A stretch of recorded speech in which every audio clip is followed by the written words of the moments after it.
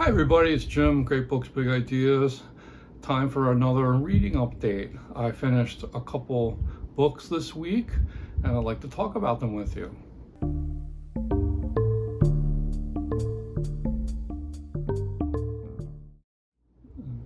So the first book I finished was one I read in one sitting. It was a library book that actually my wife borrowed from the library, and it's called The Dog Who Followed the Moon by James Norbury. And this is like a children's book. It's illustrated, and it's a story of a dog, a puppy, and a wolf who protects the puppy.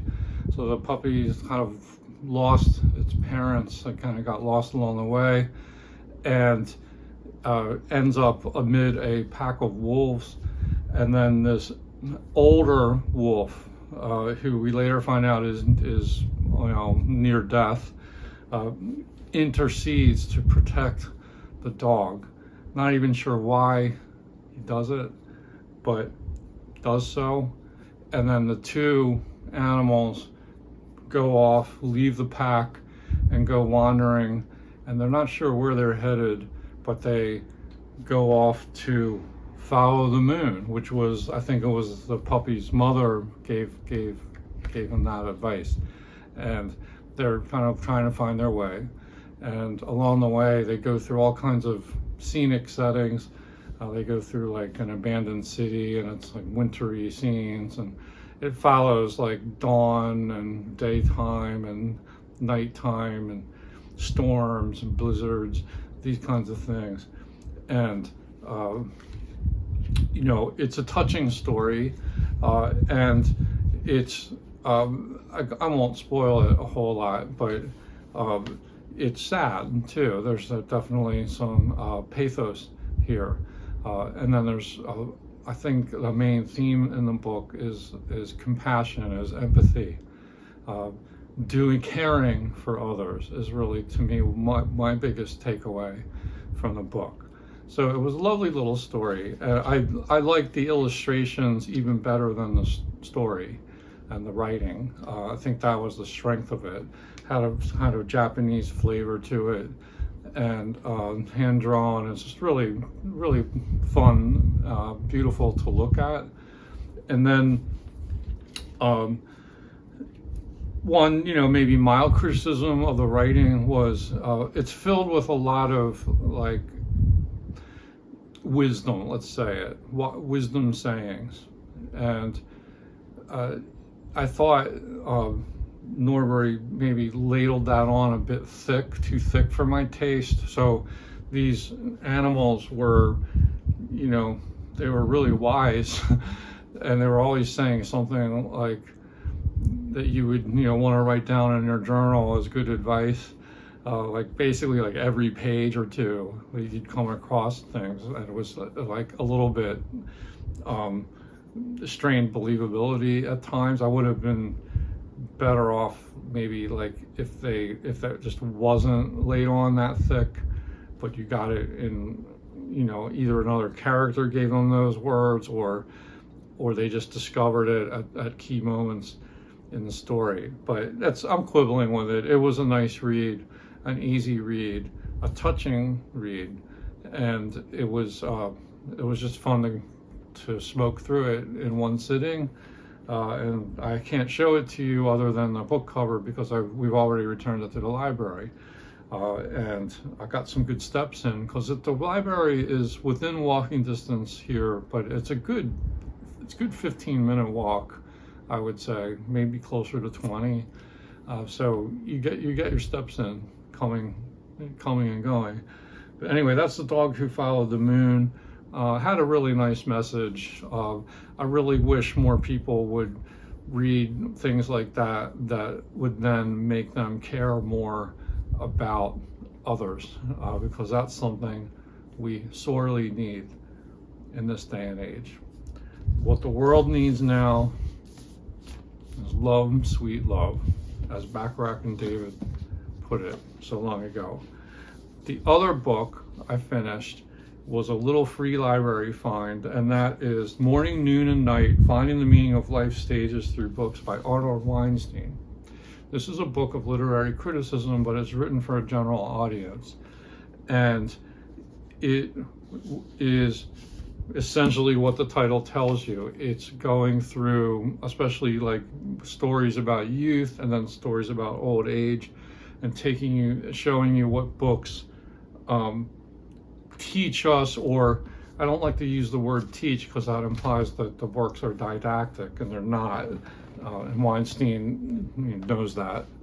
But that's the general approach, is like, what can we gather from these books about these very meaningful stages as we pass from one to the other through our life. And it is a somewhat sobering read. Like, it was, he doesn't pull punches, in talking about the trials and tribulations of living day to day, year to year, decade to decade, all the way from birth, childhood, coming of age, entering into adulthood, to growing older, all the things that can happen, the body falling apart, the mind falling apart, and then how do you face the entrance into the great beyond, as it were.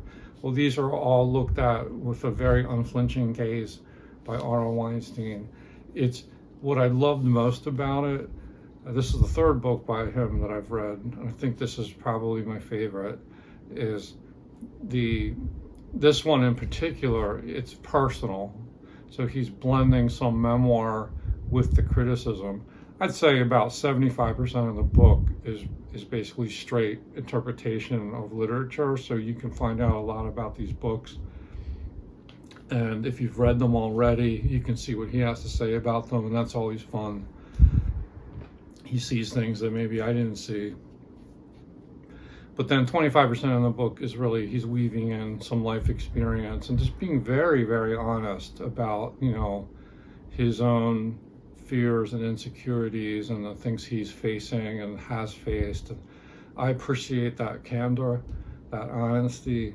It adds a dose of reality to the book. It just makes it kind of cohere really nicely.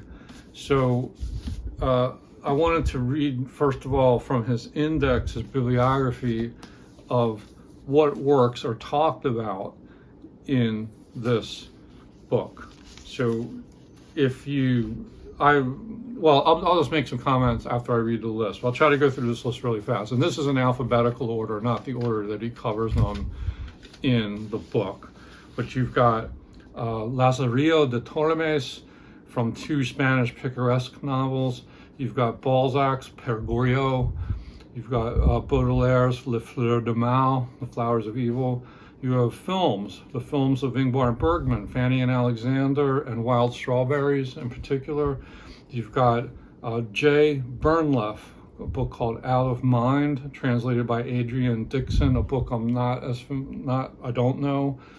We have William Blake's Songs of Innocence and Experience, Bertolt Brecht's Mother Courage and Her Children, Charlotte Bronte's Jane Eyre, Emily Bronte's Wuthering Heights, Invisible Cities by Calvino, Disgrace by J.M. Coetzee. You have Ma Flanders by Daniel Defoe, and books by Dickens, Bleak House and Great Expectations. You have The Brothers Karamazov by Dostoevsky, Marguerite Duras, The Lover, T.S. Eliot's Complete Poems and Plays, Invisible Man by Ralph Ellison. Lots of Faulkner in here. He talks about Go Down Moses, Light in August, and The Sound and the Fury. We have Extremely Loud and Incredibly Close by Jonathan Safran Foer. You have Freud's Civilization and Its Discontents and the Interpretation of Dreams. You have Gabriel Garcia Marquez, 100 Years of Solitude. Hans Jacob Christoffel Grimmelhausen, The Adventures of a Simpleton. Hemingway's The Old Man and the Sea. Plays by Ibsen, A Dollhouse, The Master Builder, and When We Dead Awaken. Ionesco's Exit the King. Washington Irving's Rip Van Winkle. Henry James. I think he maybe talks about, this says it does the turn of the screw, but what I remember even better was The Beast in the Jungle. He talked about that. Ulysses by James Joyce. Kafka's Before the Law, little parable, and also The Trial. Pierre Choderlos Laclos, Les Liaisons Dangereuses, The Dangerous Liaisons. Death in Venice by Thomas Mann. Arthur Miller, Death of a Salesman. Moliere's works. Montaigne's essays. Toni Morrison's Sula. Antoine Francois Prévost. Manon Lescaut. Proust, In Search of Lost Time. Francisco de Quevedo, The Swindler. That's another picaresque novel. Jean Racine, Phèdre. Jean Rhys, Wide Sargasso Sea. Philip Roth, Everyman. Nausea by Jean-Paul Sartre. Persepolis by Marjane Satrapi. Works of Shakespeare, some sonnets, but mostly Hamlet, Othello, Romeo and Juliet, and King Lear. Susan Sontag, Reading the Pain of Others. Sophocles, Oedipus the King and Oedipus at Colonus. Art Spiegelman, Mouse. August Strindberg, The Father and the Ghost Sonata. Mark Twain, Adventures of Huckleberry Finn. Tarjei Vesaas, The Ice Palace. The Color Purple by Alice Walker. A Streetcar Named Desire by Tennessee Williams. And To the Lighthouse by Virginia Woolf. So you really get your money's worth. He talks over the course of 420 some pages about all those books, some in pretty good detail too. And I thought overall he had very insightful things to say about these novels. In a lot of ways it was a tough read. Like I said, it was sobering and it makes you reflect on your own life and where you're at. So in particular, like the old age part, was really speaking to me as I kind of get into the later stages of my life. And, it makes you wonder. But he really believes in the power of literature to speak to these life issues. And I would like to quote a couple passages from the book to give you that sense. So we'll start here from his introduction. He says, my book addresses a poverty so basic, so elemental, that we do not even realize it afflicts us. We do not possess our own lives. The signifying arc through time that each of us lives, how we became who we are, what we are about, where we are headed, that would illuminate our story. That would illuminate our story is elusive indeed. Do our days and years possess a melody? Especially as we near the end, we yearn for a clearer, fuller, more dimensional record of who we are, where to find it. The story of our lives should be our greatest possession, our central estate, yet we are all too often locked out of it. We know that time is among the grand culprits, stealthily eroding event into memory and memory into ashes. But even if you recalled every single act of your life, could call them all up on some kind of screen, would you know how to put them together, what they add up to? Hence, these are the large issues I am after, not unlike Thoreau, who elected to live in a hut at Walden Pond in order to grab life by the throat. I seek to get at the pith of things, to take measures, especially beginnings and endings. Growing up, what can you know about how you became you? About your formative encounters with family, others, and society, about the forces that nourished or stunted you, about the emerging shape of your life. Where would you go to learn this? And then the second half of the diptych, how can one size up the inexorable process of aging, approaching the end of the curve with all its vexed questions? When does maturity become decline? When does decline become disaster? Does growing old signify gain or loss of worth? Wisdom or obsolescence? Clarity or murk? Again, where do we find answers? Neither mirrors nor diaries offer testimony about these intimate yet intractable matters, since they are unequipped to capture our becoming or our altering, our dance through time. It is strange, given the information glut of our day, how unprovided we are on this score. Consider for a moment Ali Baba. Visualize him at his cave, pronouncing his mantra, "Open Sesame," and then entering those precincts to possess his hidden treasure. But what if the treasure is not coins of gold, but the cave itself, the possession of one's own voluminous life? Is that not our truest treasure? And is it not hidden? But it can be made visible.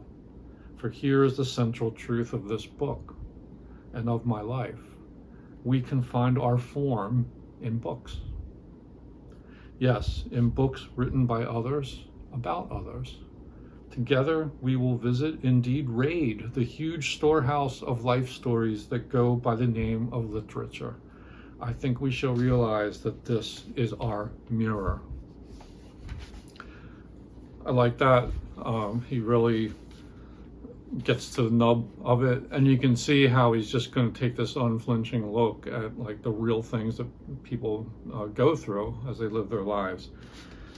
He so strongly believes in the power of books and literature too. I just love his enthusiasm, and he has a lifetime of reading experience. Here is a picture by the author, and I don't know what he's up to these days. This book came out back in when? 2011. So it may be his final book. Anyway, I want to read you one more little passage. See if I can find it. All right, yeah, 3 paragraphs I want to read for you. This is just a couple of pages after what I read to you. And I think this is him, Weinstein is, cheerleading for the power of literature here. This goes to reading philosophy. Tell me what you think of this in the comments. He says, literature is the great bridge that enables us to exit our precincts, that enables other places and other lives to come to us, asking us to try it on, try it out. Facts, statistics, theorems, and discursive argument address only our reasoning powers. Art operates differently. It is a beckoning mirror. It is, in the poet Baudelaire's terms, an invitation au voyage. Put differently, literature grows us, and I am especially drawn to the unfurling organic processes in play here, not just the evolution of characters, but our own move through time, and no less central, our move into the mirror, into the precious virtuality of art. Given my topic, growing up and growing old, how we enter and how we exit, nothing can possibly compete with literature as our source of illumination.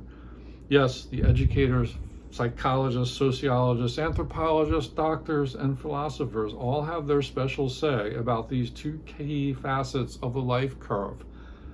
But only the work of art treats us to that richer, pulsating, lived experience of what it might feel like to be there, to have been there, whether coming or going or both.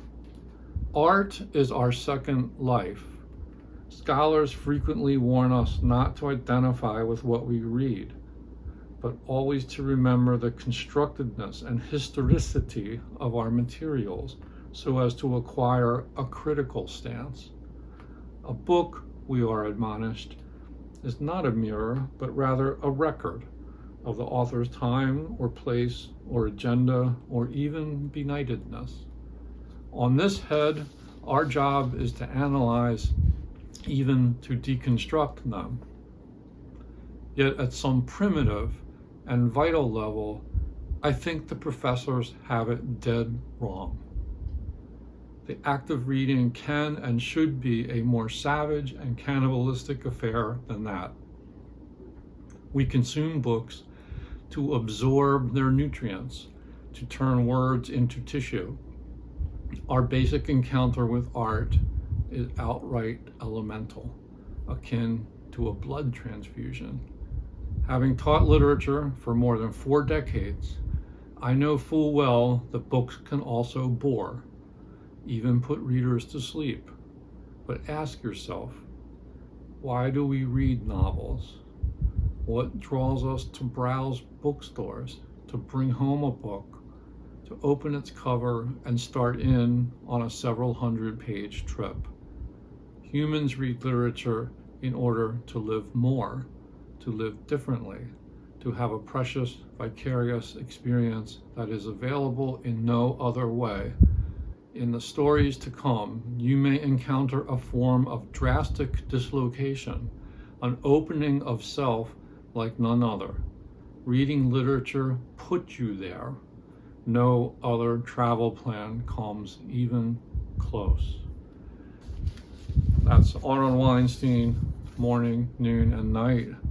I really couldn't agree with him more. It's just, yeah, he has been very influential in my own outlook on reading books and interpreting them. So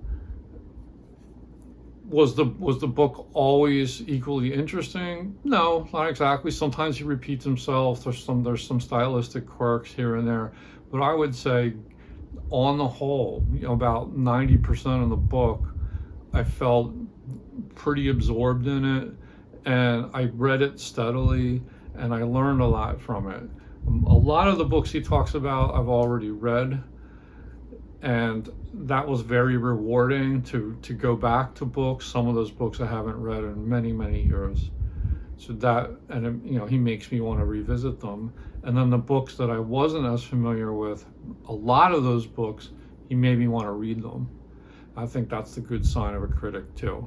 Like, his enthusiasm is infectious, and I will keep my eye out. This will help me to build a little TBR list to add on to my list. But yeah, if you're daring to go into some pretty heavy duty issues that could be traumatic, this is not for the faint of heart, but if you're willing to go there, I think you'll get a lot out of this book, Morning, Noon, and Night. I was so happy that I stumbled into this in a little free library, because I didn't even know the book existed. And I'm kind of an Arnold Weinstein fan. I had already read 2 of his books, so I don't know why I missed it the first time around, but here, what is it, 11, not more than like 14 years later or something, there it is. I found it, I read it, I enjoyed it.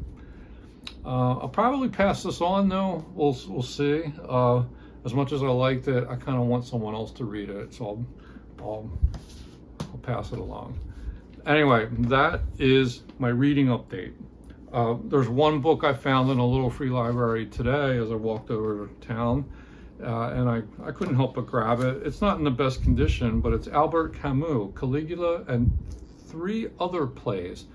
It's got a pretty worn out spine, but I do like the cover that has that sort of minimalist, maybe 50s modernist feel to it.